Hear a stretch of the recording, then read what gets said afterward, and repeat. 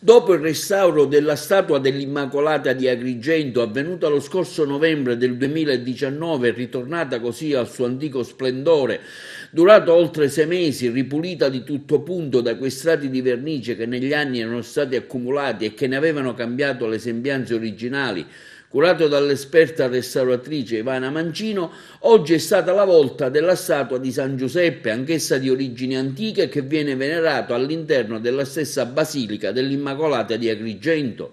Lo stesso Papa Francesco, ricordiamo con lettera apostolica Patris Corde, con cuore di padre, nel ricordare il santo nel suo 150° anniversario della dichiarazione di San Giuseppe quale patrono della Chiesa universale, ha proclamato fino al prossimo 8 dicembre 2021 uno speciale anno di San Giuseppe quale padre putativo di Gesù, l'uomo a detta del Papa che passa inosservato della presenza quotidiana, discreta e nascosta.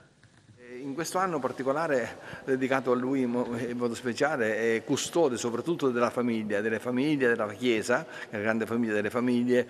Abbiamo pensato di restaurare questo simulacro di San Giuseppe, è molto bello, è dell'inizio del Novecento, ma molto bello, era un po' deteriorato. Grazie a Dio adesso è tornato. Da chi è stato restaurato? Quanto è durata la restaurazione? La restaurazione è durata 20 giorni, 25 giorni.